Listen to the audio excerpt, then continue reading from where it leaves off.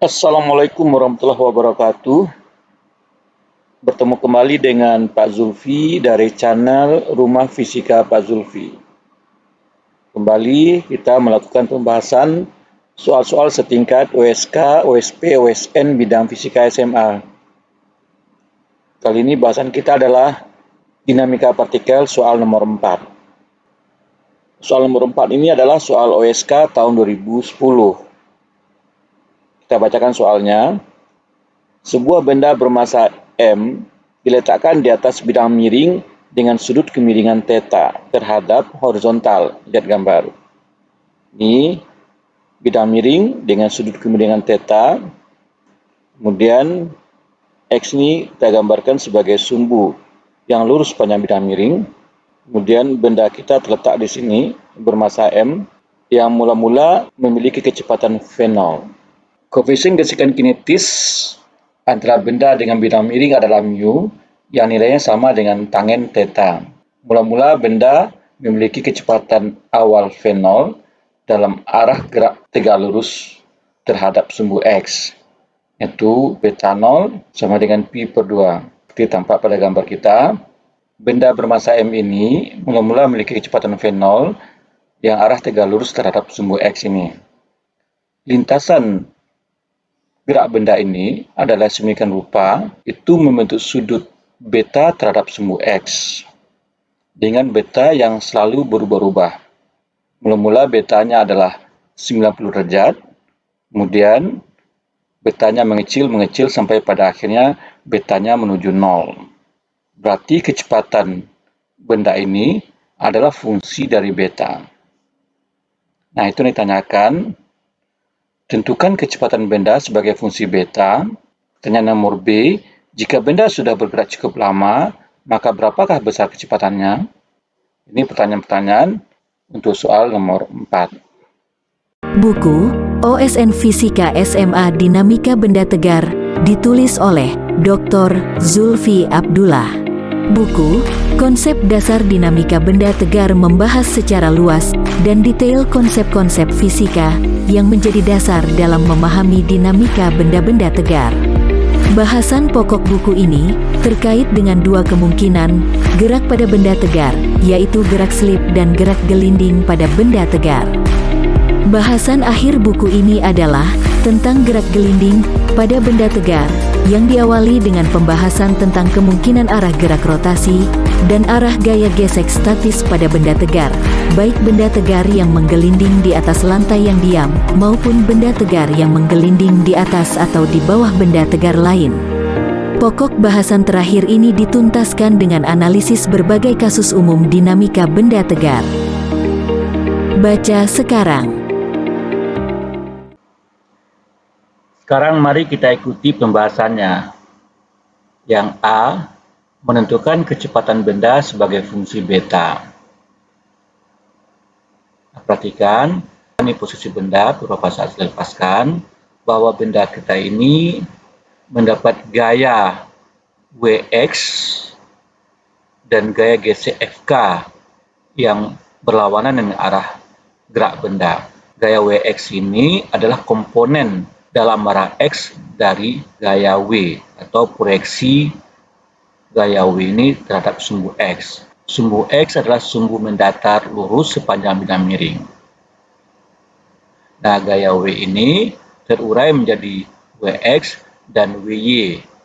Perhatikan sudutnya, theta, ini thetanya.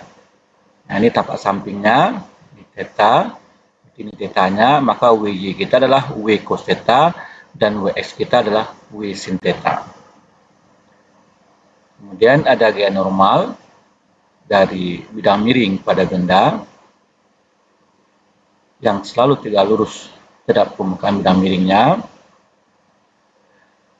Dan pada posisi ini terhadap lintasannya Wx itu membentuk sudut beta. Di sisi lain, Fk membentuk sudut beta pula terhadap sumbu X. Nah, bahwa Ws kita adalah W sin theta, itu dinyatakan sebagai persamaan 1, dan Wy adalah W cos theta. Ini persamaan 2. Dalam arah sumbu Y, yaitu arah yang tegak lurus bidang miring, itu sigma FY-nya sama dengan 0. Karena tidak ada percepatan dalam arah sumbu Y. Nah, berarti dalam arah sumbu Y itu ada dua gaya, WY dan N. Sehingga N dikurang WY sama dengan 0, atau N sama dengan WY. Dengan WY adalah W cos theta, maka N sama dengan W cos theta, atau MG cos theta. Ini persamaan 3. Di sisi lain, FK itu sendiri adalah mu dikali N. Itu berarti FK sama dengan mu MG cos theta. Karena N-nya adalah MG cos theta. Ini persamaan 4. Selanjutnya, berdasarkan persamaan 1 ini, Wx sama dengan W sin theta. Artinya, Wx sama dengan W sin theta sama dengan MG sin theta. Sementara persamaan 4, yaitu FK sama dengan mu MG cos theta. Karena mu ini sama dengan tangen theta, seperti yang diberikan oleh soal, maka FK itu mu MG cos theta sama dengan sin theta per cos theta. Ini tangen thetanya. Dikali MG cos theta, maka cos theta dengan cos theta saling menghilangkan. Kita dapatkan FK kita sama dengan MG sin theta, yang ternyata sama dengan MG sin theta ini, yaitu Wx. Jadi, kita dapatkan Wx sama dengan FK, ini persamaan 5. Jadi selalu Wx kita itu nilainya sama dengan FK. Nah, sejajar dengan bidang miring, kita dapat meninjau gerak benda dalam dua acuan. Pertama, acuan gerak yang menyinggung lintasan atau tangensial. Kedua, acuan gerak sepanjang sumbu X yang sejajar bidang miring. Ini acuan yang kedua, yaitu sepanjang sumbu X. Atau ini, sepanjang sumbu X yang sejajar bidang miring. Itu acuan yang kita gunakan untuk menyelesaikan persoalan dinamika ini.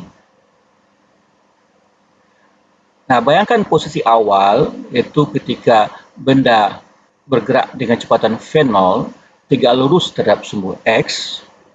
Pada saat itu, FK juga tegak lurus terhadap sumbu X, sementara Wx adalah sepanjang sumbu ini. Jadi, pada kondisi awal ini, FK tegak lurus dengan Wx-nya. Nah, sudut pada saat itu adalah betanya adalah 90 derajat. Sesuai acuan, yaitu acuan sepanjang lintasan benda dan acuan sumbu X, maka gaya-gaya yang bekerja pada benda adalah pertama gaya FK. Gaya FK ini yang menyinggung lintasan dan arah berlawanan dengan arah gerak benda. Dia menyinggung lintasan tapi berlawanan dengan arah gerak benda.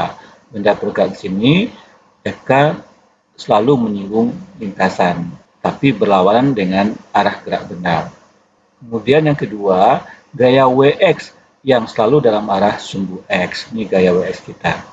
Nah, berdasarkan hal ini, percepatan benda dapat pula diuraikan dalam dua komponen percepatan, yaitu percepatan dalam arah menyinggung lintasan, atau kita sebut sebagai tangensial, AT, dan percepatan dalam arah sumbu X, yaitu AX.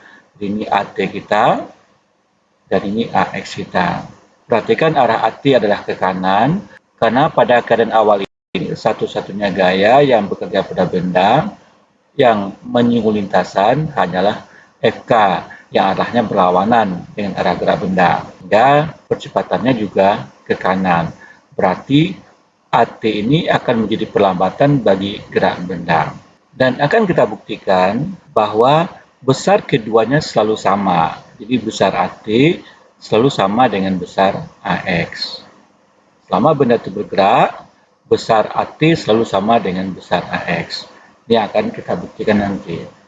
Perhatikan bahwa gaya FK maupun Wx ini masing-masing dapat diproyeksikan pada kedua acuan. Bahwa FK dapat kita proyeksikan ke arah sumbu X menjadi FKX. Jadi FKX ini adalah komponen FK dalam arah sumbu X. Di sisi lain, Wx yang terletak sepanjang sumbu X dapat pula kita proyeksikan ke arah lintasan yang menghasilkan Wxt, yaitu komponen Wx dalam arah T atau menyinggung lintasan. Selama benda bergerak, bentuk lintasan gerak benda dipengaruhi oleh beta. Arah FK berubah sesuai dengan bentuk lintasan. Jadi arah FK yang arah awalnya di sini, sekarang di posisi ini arahnya berubah.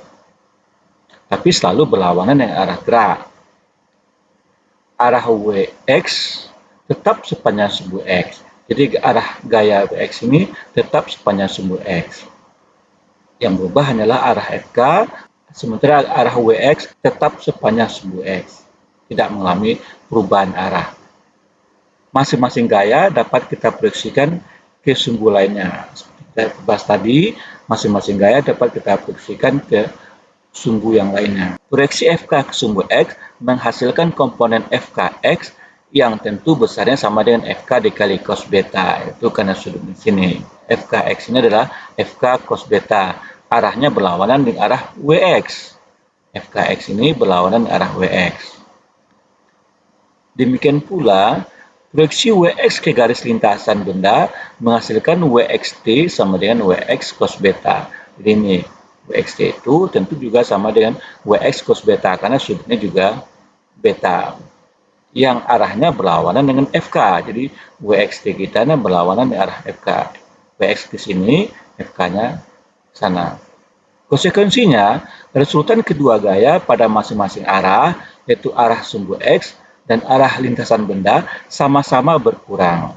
Sama-sama terjadi pengurangan resultan gaya pada kedua arah. Hal ini membuat nilai AX dan AT juga sama-sama berkurang dengan nilai pengurangan yang sama, sehingga nilai keduanya tetap sama. Ini yang akan kita buktikan nanti. Nah, seiring berjalannya waktu, nilai beta itu akan menuju 0. Dan akhirnya FK tepat berlawan arah dengan WX.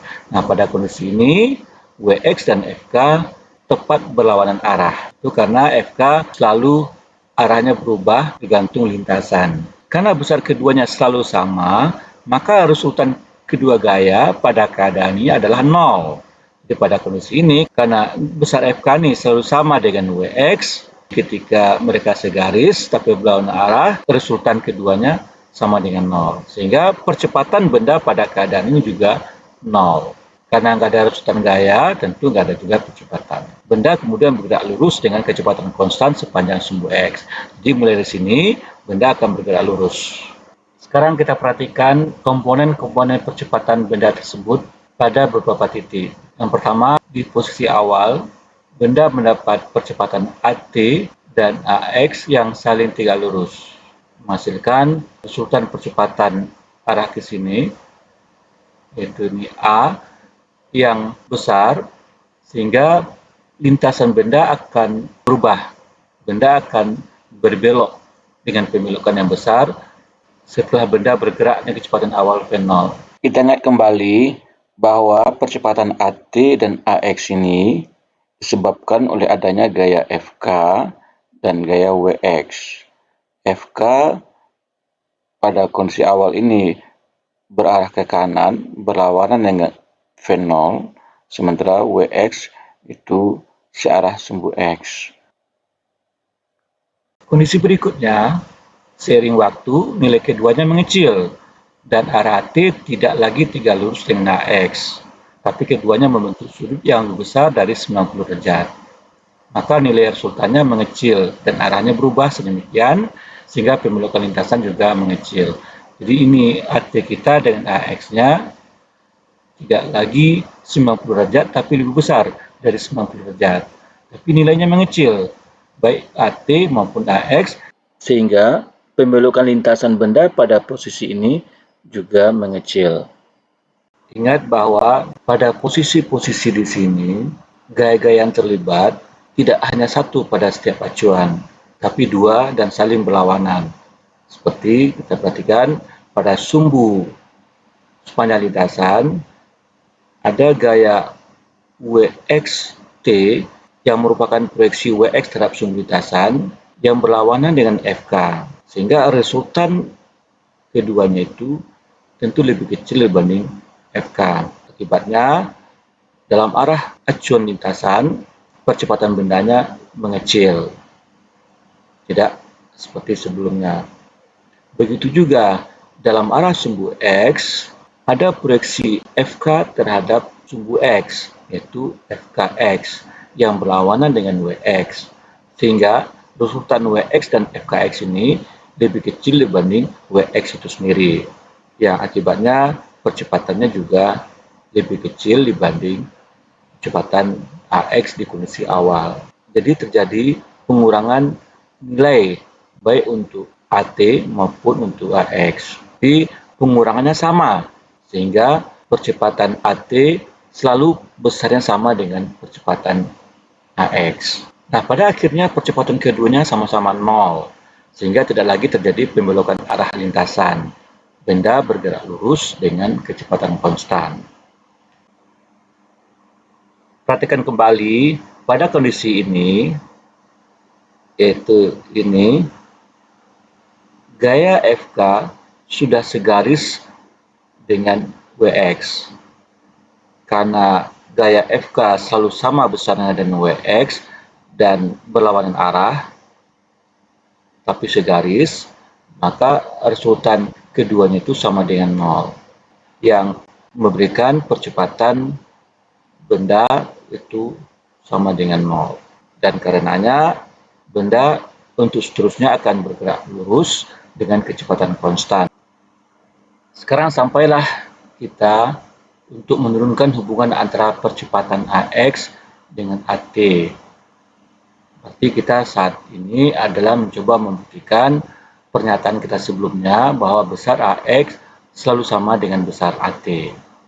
Kalau mereka berkurang, pengurangannya sama, sehingga besar selalu dipertahankan tetap antara AX dengan AT. Perhatikan, percepatan benda pada acuan masing-masing diperoleh dari resultan gaya pada setiap acuan. Nah, untuk menurunkan hubungan kedua percepatan, kita anggap bahwa kita belum mengetahui arah masing-masing percepatan. Jadi, walaupun sebelumnya kita sudah menggambarkan arah masing-masing percepatan AX dan AT-nya, tapi untuk menurunkan keduanya, kita anggap bahwa kita belum mengetahui arah masing-masing percepatan. Dan kita fokus pada resultan gaya pada masing-masing acuan. Ini resultan gaya dalam arah sumbu X, dan ini resultan gaya dalam arah tangensial. Ini dalam arah sumbu X ini, gayanya, dan ini dalam arah tangensial ini, resultan gayanya. Karena resultan gaya adalah besaran vektor, maka untuk membandingkannya, kita harus terlebih dahulu menetapkan arah positif yang berlaku sama untuk kedua acuan. Lazimnya, arah gerak benda diambil sebagai arah positif untuk setiap acuan. Jadi pada kasus ini, kita tetapkan arah ke bawah sebagai arah positif, baik untuk acuan sumbu X maupun untuk acuan tangensial atau arah lintasan. Jadi, untuk acuan sumbu X, arah ke bawah ini kita ambil arah positif. Untuk acuan lintasan, juga arah gerak ini kita nyatakan sebagai arah positif. Jadi, untuk acuan sumbu X ini, WX-nya positif, FKX-nya negatif. Untuk acuan arah lintasan atau tangensial, WXT-nya positif, sementara FK itu negatif. Sekarang kita lihat acuan yang pertama, yaitu acuan sumbu X. Itu acuan sepanjang sumbu ini. Resultan gaya dalam arah sumbu X adalah WX yang positif dikurang FKX sama dengan MAX. WX sama dengan W sin theta, sementara FKX bagaimana sudah diketahui adalah FK cos beta, karena FKX ini adalah proyeksi FK ke arah sumbu X. Itu sama dengan FK cos beta. Itu berarti MG sin theta dikurang FK cos beta sama dengan MAX.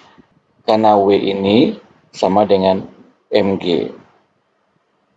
Atau MG sin theta dikurang mu N cos beta sama dengan MAX, dengan N kita adalah MG cos theta sama 3 yang sudah kita turunkan sebelumnya, dan FK sama dengan mu MG cos theta sama 4. Maka mengingat dari soal mu itu adalah tan theta, maka mu ini menjadi tan theta, kemudian n ini sama dengan mg cos theta, sehingga seluruhannya menjadi mg sin theta dikurang tan theta mg cos theta dikali cos beta sama dengan max, atau mg sin theta dikurang sin theta per cos theta dikali mg cos theta dikali cos beta sama dengan max, dan ini saling menghilangkan. Hasilnya adalah mg sin theta dikurang sin theta kali mg cos beta sama dengan max. Kita buang m-nya, kemudian kita akan dapatkan 1 dikurang cos beta dikali g sin theta itu sama dengan ax. Jadi ax sama dengan 1 dikurang cos beta dikali g sin theta. Ini persamaan 6. Sekarang kita tinjau arah lintasan atau arah tangensial. Gayanya ada WXT, ada FK. Dengan WXT itu adalah proyeksi WX ke arah lintasan. Berarti WXT-nya sama dengan WX cos beta. Nah, resultan gayanya adalah WXT dikurang FK sama dengan MAT. Ini WXT dikurang FK sama dengan MAT. Atau WX cos beta dikurang FK sama dengan MAT. Kembali, WX sama dengan W sin theta persamaan 1, FK sama dengan mu mg cos theta persamaan 4, maka persamaan atas ini menjadi mg sin theta cos beta dikurang mu mg cos theta sama dengan MAT. Nah, kembali, mu sama dengan tan theta sesuai yang diberikan oleh soal. Itu berarti mu ini kita ganti dengan tan theta, yang selanjutnya itu berarti sin theta per cos theta. Nah, ini akan saling menghilangkan dengan ini. Kita dapatkan mg sin theta cos beta dikurang mg sin theta sama dengan MAT. Kita buang m-nya. Hasilnya cos beta dikurang 1 dikali g sin theta sama dengan AT. Atau kita balik ini, maka kita dapatkan AT-nya menjadi minus 1 dikurang cos beta dikali g sin theta. Nah, mengingat bahwa AX sama dengan 1 dikurang cos beta dikali G sin theta itu sama 6, maka kita dapatkan AT kita itu berarti sama dengan min AX. Nah, pernyataan negatif di atas, itu pernyataan negatif ini dapat diterjemahkan sebagai sifat berlawanan pada keduanya. Bukan menggambarkan arah yang berlawanan, tapi sifat yang berlawanan, bahwa jika AX akan menghasilkan peningkatan kecepatan dalam acuan sumbu X, maka AT akan menghasilkan penurunan kecepatan dalam acuan tangensial. Itu sifat perlawanannya. Pernyataan negatif ini tidak bisa kita terjemahkan sebagai arah yang berlawanan, karena arah AT selalu berubah-ubah. Dengan demikian, persamaan ini menghasilkan dvt dt sama dengan minus dvx dt. Itu berarti dvt sama dengan minus dvx. Kalau kita integrasikan, itu berarti integral dvt dengan batas bawah V0 sampai V itu sama dengan minus integral dvx yang batas bawahnya 0. Karena vx-nya awalnya 0 dan akhirnya sama dengan vx. Atau hasil integrasi ini sama dengan V dikurang V0, hasil integrasi ini sama dengan min Vx. Nah, karena Vx ini sesungguhnya adalah proyeksi V ke arah sumbu X, berarti Vx sama dengan V cos beta, maka V dikurang V0 sama dengan minus V cos beta. Kita susun ulang, berarti V ditambah V cos beta sama dengan V0,